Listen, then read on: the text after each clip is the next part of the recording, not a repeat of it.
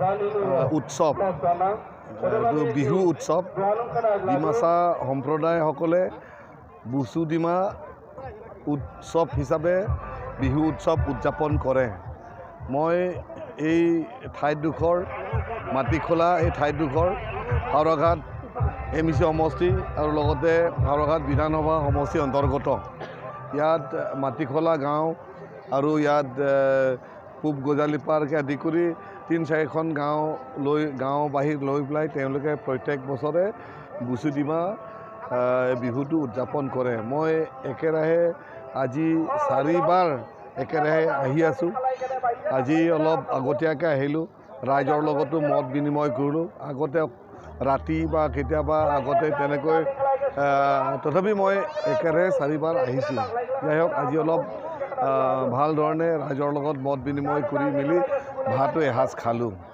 মই এই আপোনালোকৰ যোগেদি উঠি অহা যুৱকসকলক মোৰ আহ্বান যে নিজৰ ভাষা সংস্কৃতিৰ জাতিৰ যি আমাৰ উৎসৱ আছে, এই উৎসৱ সকলোবিলাক আমি নিজেই আগভাগ লৈ পেলাই আমি কাম কৰি যাব লাগিব।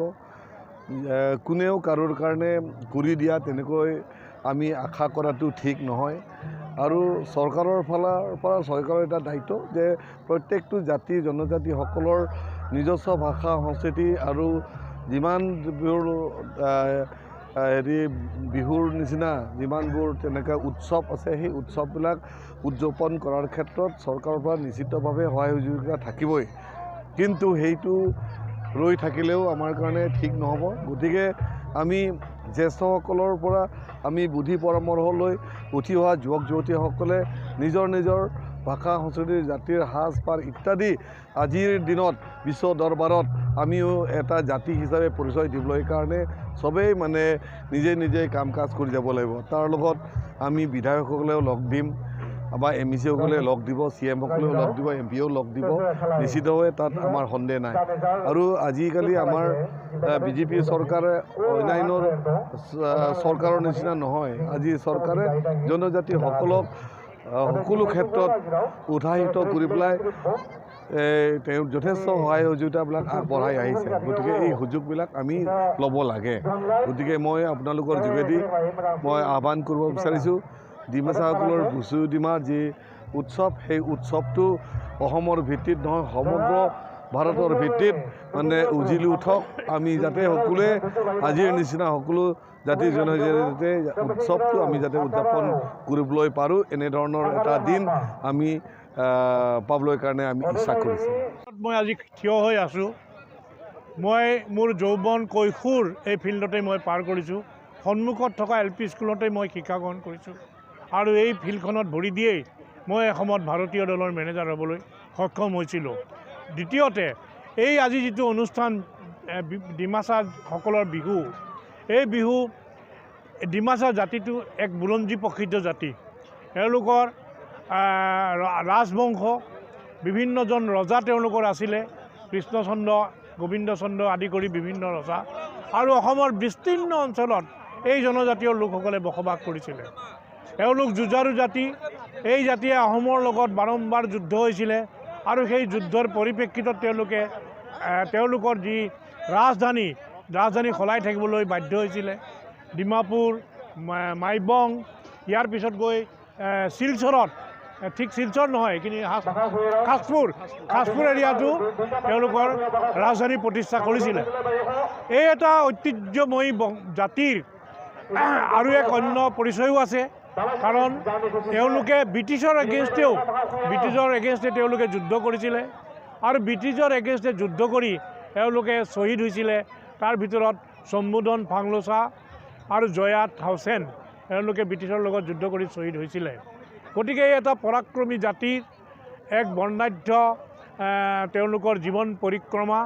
আজি নতুন চামে নতুনকৈ এই কথাবিলাক তেওঁলোকে আৱিষ্কাৰ কৰিছে আৰু তাক অধ্যয়ন কৰি তেওঁলোকে জাতিটোক বিশ্ব দৰবাৰত প্ৰতিষ্ঠা কৰিবলৈ প্ৰচেষ্টা হাতত লোৱাটো অতিকৈ প্ৰশংসনীয়।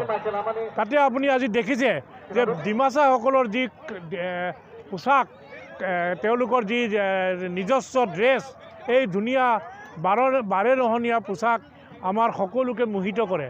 এনেও কাৰ্বি বুলি অসমত জনজাতীয়সকলৰ বিশেষকৈ কাৰ্বি, ডিমাচা, মিচিং, সোণোৱাল কছাৰীকে আদি কৰি যিমানখিনি আছে তেওঁলোকৰ নিজস্ব বৈশিষ্ট্য আছে। এই বৈশিষ্ট্যবিলাক ধৰি ৰখাত এই বিহুৱে এটা সুন্দৰভাৱে তেওঁলোকক আগুৱাই লৈ যাব। মই বিশ্ব দৰবাৰত এই জাতিটোক প্ৰতিষ্ঠা হোৱাটো মনে প্ৰাণে কামনা কৰিছোঁ। বিশ্ব দৰবাৰত কেনেকৈ আপোনালোকে প্ৰতিষ্ঠা কৰিব জুঠাই নমস্কাৰ। প্ৰথমতে সকলোকে মই আমাৰ বিশ্বদিমাৰ তৰফৰ পৰা সকলোকে বিশ্বদিমাৰ ওলগ জনালোঁ, অসমবাসী সকলো ৰাইজক।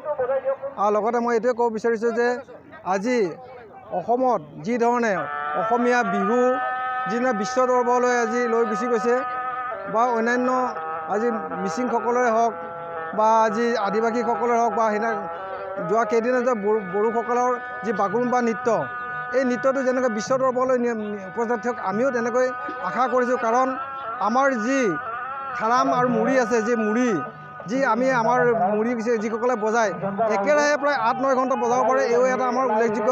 আৰু আমাৰ যিটো নৃত্যৰ শৈলী সেইটো খুব ধুনীয়া।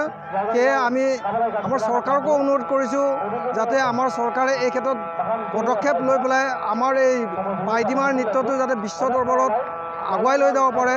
সেয়ে সকলোৱে মিলিজুলি আমি চৰকাৰৰ লগত আৰু আমাৰ ৰাইজৰ লগত সকলোৱে মিলি যিসকলে উদ্যোক্তাসকলে আছে উদ্যোক্তাসকলে মিলি যাতে আমাৰ এই নৃত্যশৈলীটো আগুৱাই নিব পাৰে, সেয়ে মই অনুৰোধ জনাওঁ। নমস্কাৰ জুঠাই।